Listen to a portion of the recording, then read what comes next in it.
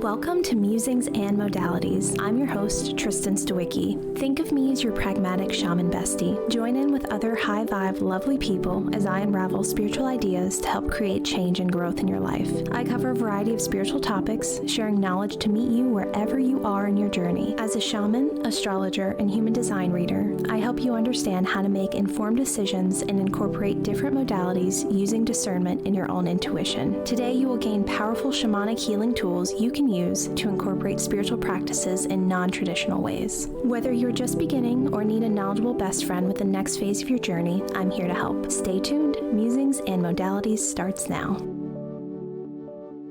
Everyone, and welcome to Musings and Modalities. I'm Tristen Stawicki, your pragmatic shaman bestie, and for the next 30 minutes, we'll be diving into the topic of entities, demons, and ghosts to kick off a very spooky Halloween week. In this episode, I'll share the different types of entities and how they attach to your aura and drain your energy. In part 2, I'll cover kind of the frequent haunts of ghosties and how to tell if something is affecting your mood and energetic vibration. If you're a highly sensitive person or someone that really can't stand watching scary or horror movies and even struggle to sit through movie trailers through the month of October, I completely can relate. Right. And I want you to know that this episode is to inform in almost a scientific, detached manner, and is to actually alleviate here. And alleviate that fear you have rather than increase it, right?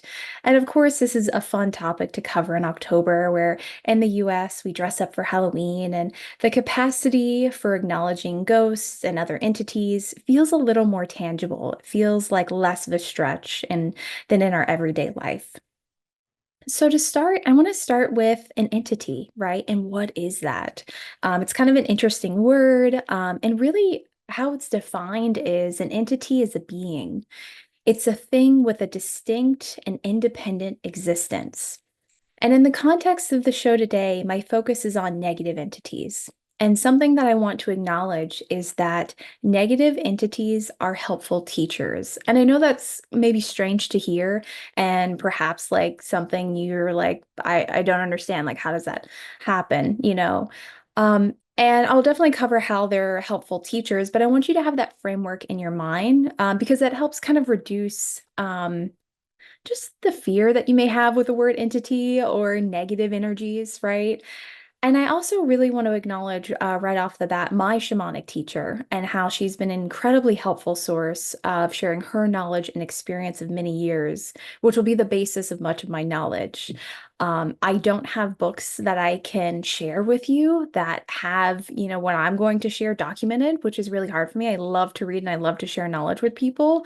And so I'm kind of sharing the tradition that I've learned with you, and kind of adding my own experiences of the past several years of clearing other people, of clearing homes, of frequently clearing my own energy and removing these entities and, just the commonalities and themes that I've seen from those experiences.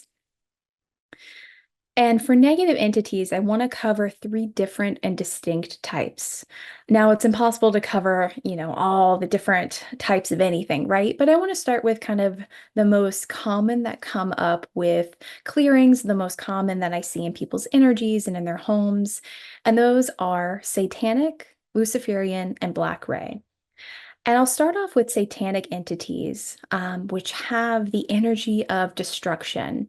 They have kind of if you think about something that has a global impact, like wars or really mass destruction of, rainforests and things like that, of sheer rage. That's kind of the embodiment of this energy.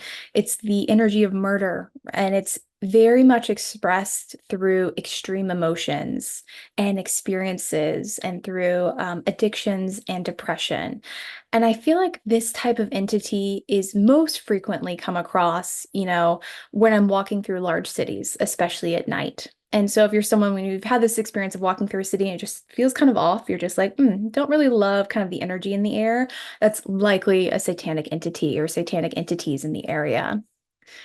And there is a power to the type of entity that can be used to manipulate and control people, as well as control outcomes.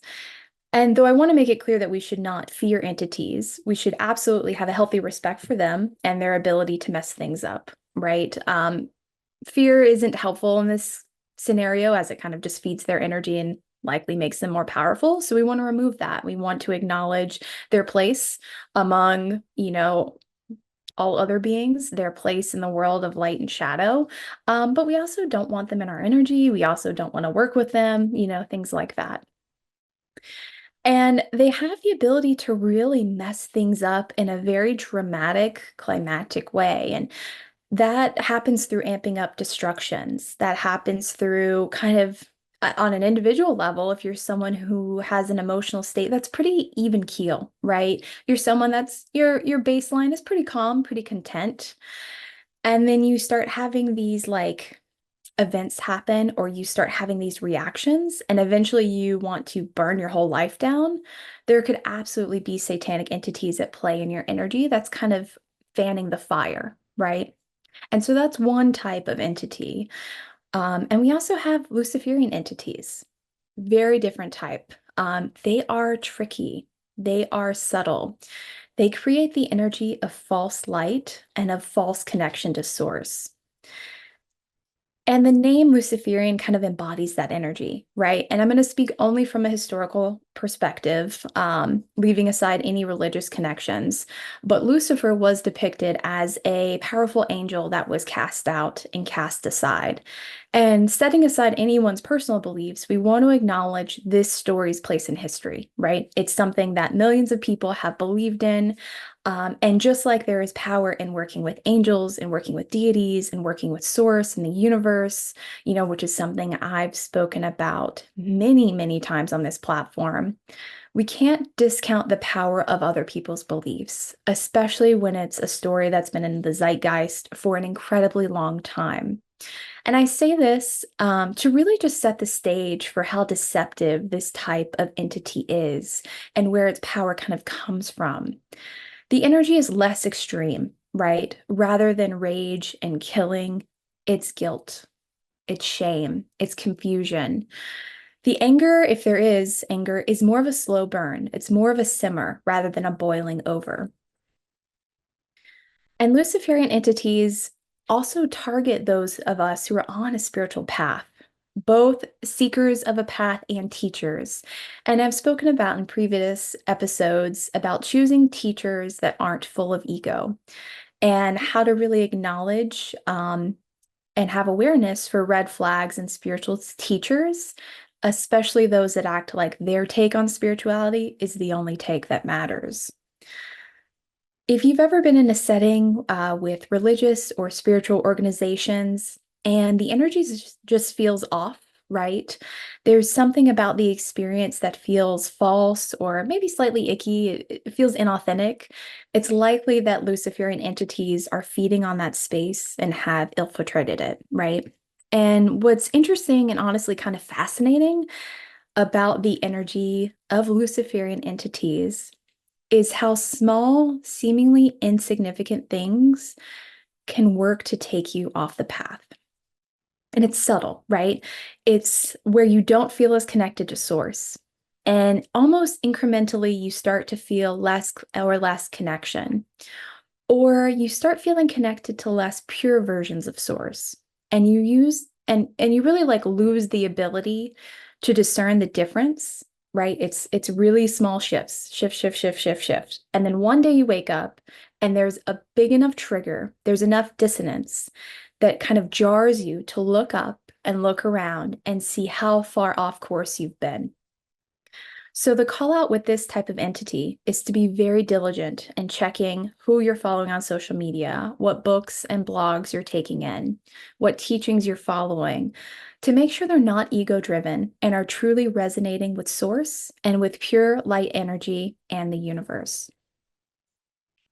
And then finally, we have black ray entities, which is honestly the coolest name, right?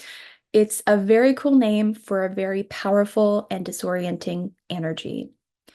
And the effects from black ray entities are often the most intense. And like Luciferian entities, it also targets those who are on a spiritual path. especially when you're about to quantum leap. So you're about to make a huge vibrational shift, right? You've done the work and you're just ready to take off. Or you've had a massive shift in your energies and are kind of riding high in that new vibrational space. You're trying to figure out kind of how holding on to the new levels that you've kind of made it to feel. And what's also interesting about this entity is that it works really a lot with thought forms. And a thought form can be subtle, right? And it's subtle and then it starts to frequently escalate. So, an example of this is like, man, today was a rough day, to when's the last time I had a good day?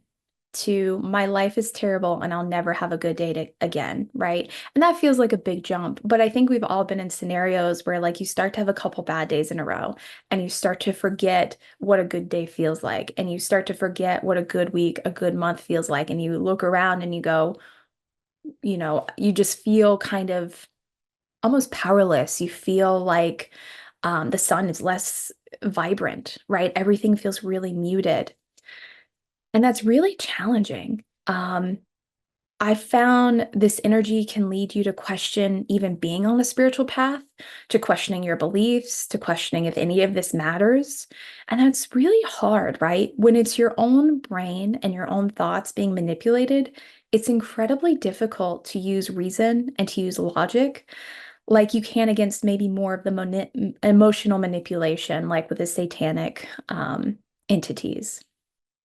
So I know that was a lot of new information. So I'm going to take a quick recap, even though I know it's early in the episode, just to say like a little cheat sheet. Satanic entities feed on and create big feelings like rage and destruction. Luciferian entities are incredibly subtle, with slight shifts and frequently attached to spiritual books and teachers. And Black gray entities work through the mind and can create negative thoughts that are all encompassing and suppress your energetic vibration. And if you think about, and I'll talk more about where they are in your field and how they feel, but if you think about if you had multiple types of entities like on you in your auric field, how kind of dim the world can feel, how challenging it can be to move through life, and how slowly you feel less and less like yourself. And that's really, really challenging. So I just want to acknowledge that because I think we've all been in that place before. So I want to talk about how you can avoid entities.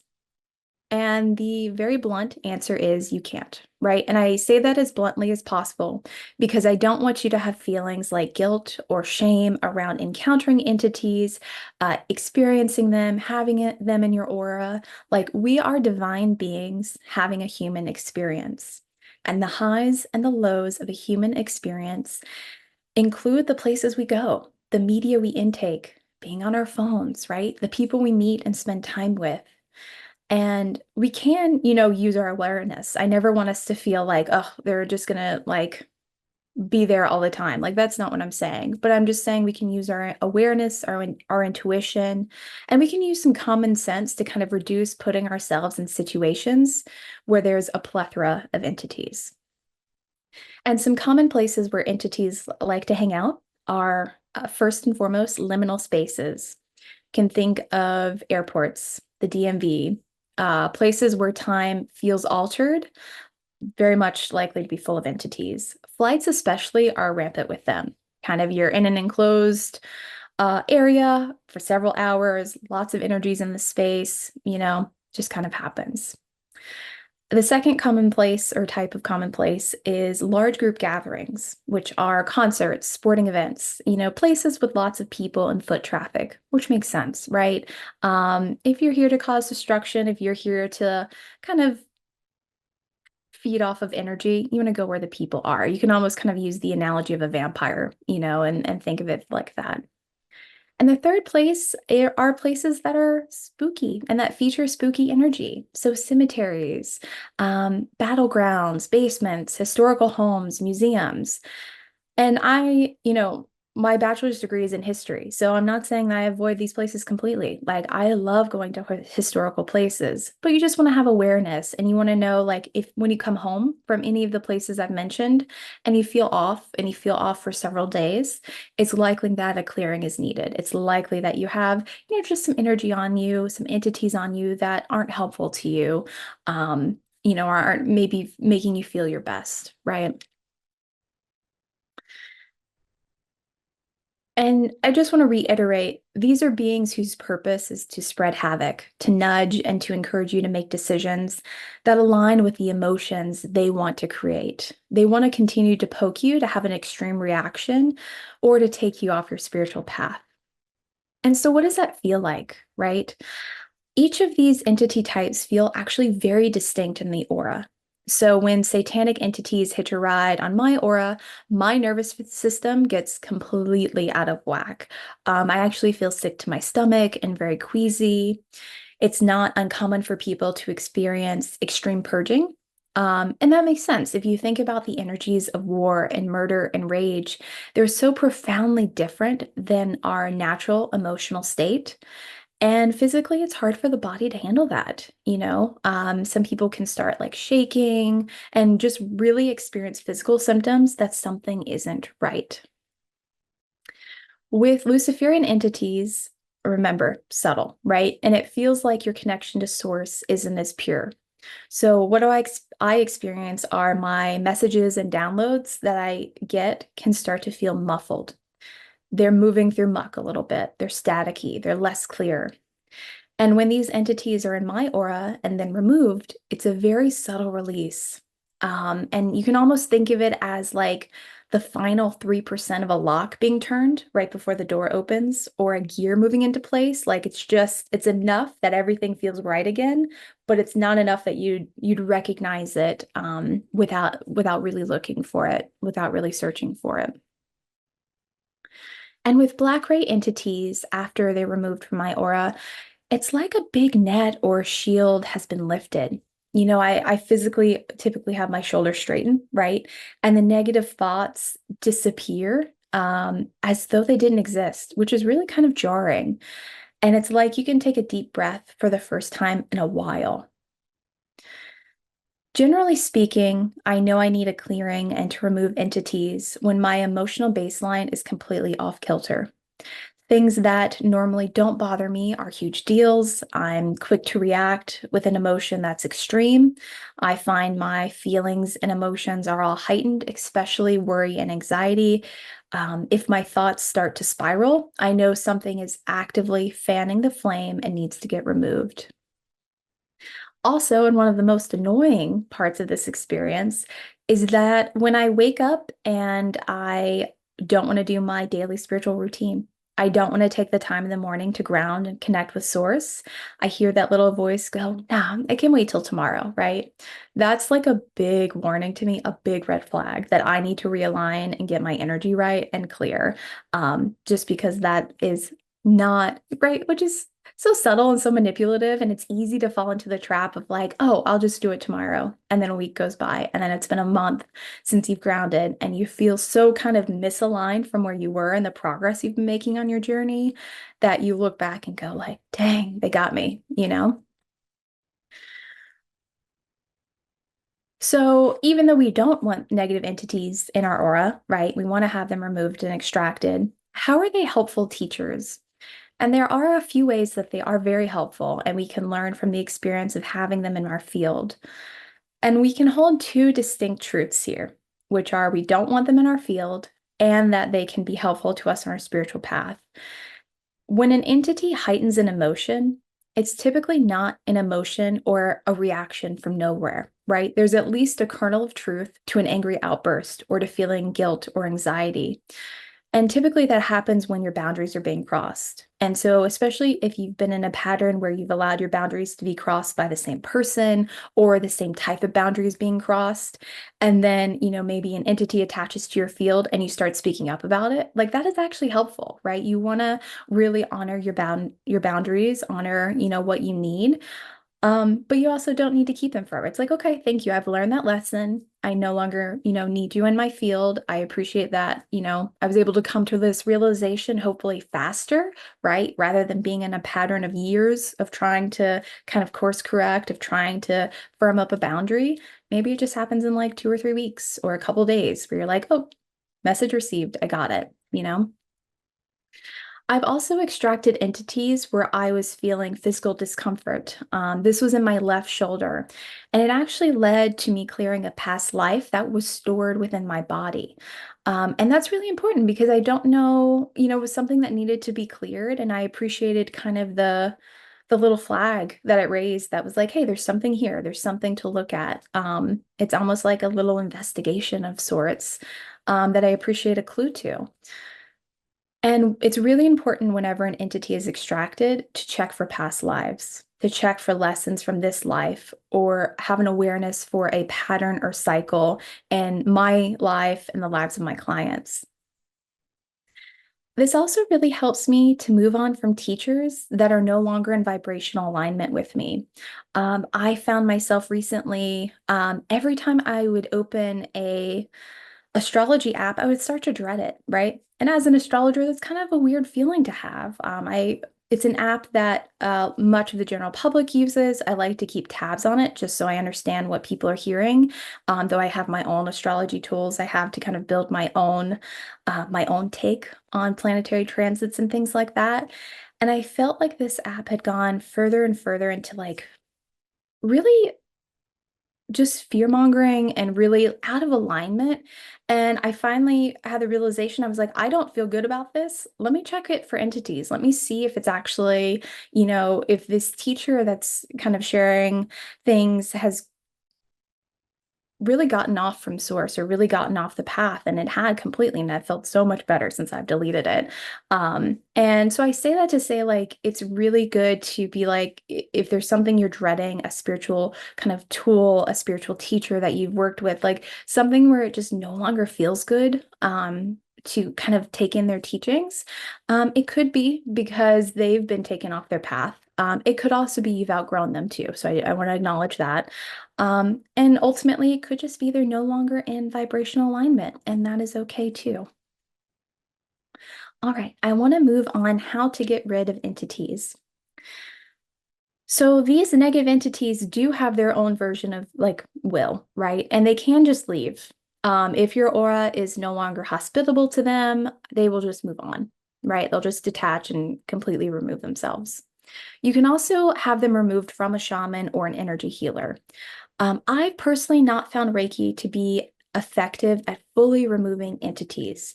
So I do rely fully on my shamanic toolkit for this. For me, it's a whole ritual of opening sacred space, finding a spiritual helper to assist with the process, and then individually extracting each entity and healing the energetic field. And that can take a while. People could have like one or two entities, people could have like 16 entities. It really just depends, just on their life experiences, what they've been doing, things like that. I've never come across someone that doesn't have any on them, right? Um, and so I want you to kind of remove any fear about that, but it's just kind of the reality of being a human, and having a human experience. And truthfully, I've yet to come across a method I can share with you in this platform or with anyone to extract entities from themselves without being a shaman or at minimum a Reiki master, which I really had to sit with. But at this point, and hopefully a way will come to me, or, if it's meant to. But what I can say about this is there are times when I go to a mechanic, I go to a doctor, and times to work with a shaman. And this is a time to directly work with a shaman. And the reason for that is that these are powerful energies. And so I recommend working with the equivalent of a specialist, basically, because they need to extract these energies and these entities one at a time. They need to check for past lives. They need to repair the auric field. That's not a small thing. And to do that on yourself is really, really challenging, right? Even in all of my experience and all of my teachers' experience, you can still, it's nice to have someone else just go like, hey, there's a little bit here. We all have blind spots. We all have things that are just hard for us to acknowledge within ourselves. So for myself, I start with clearing myself first before every session that I have. And then in a session when I remove entities off other people, you also need to make sure they haven't jumped, right? That they haven't jumped to the room, they haven't jumped to an object, they haven't jumped to someone else. And they need to be extracted and contained in such a way that the being is unable to reattach to your energy, right? Okay, so this is absolutely a multi-part episode because there's so much to cover. When I started preparing for this and only got through entities in this time frame, I knew that we'd need to break it up to a few parts. There will definitely be a part two. So this part one really focused on the different types of entities, how to detect them in your auric field, and really acknowledging the lessons we can learn from them. I also hope I removed kind of the fear around them or just maybe lack of understanding that's pretty rampant on this topic. Part two will air November 11th, where I'll deep dive into demons, demonic cords, and ghosts. Thank you so much for watching Musings and Modalities with me, your pragmatic shaman bestie. Tune in the second and fourth Mondays of each month at 8 a.m. Pacific, 11 a.m. Eastern for more fabulous episodes. If you'd like to book a clearing and entity removal, you can schedule a shamanic healing session with me. This is intentionally my lowest price point to work with me. It is currently priced at $99 for a full session because I want it accessible to the community and to as many people as possible.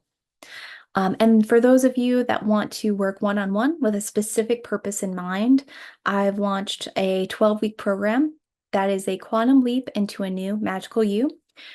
This container is an invitation where you leave behind the parts of you holding yourself back and embrace your next level, which is in perfect timing as we start to gear up and amp up for 2025.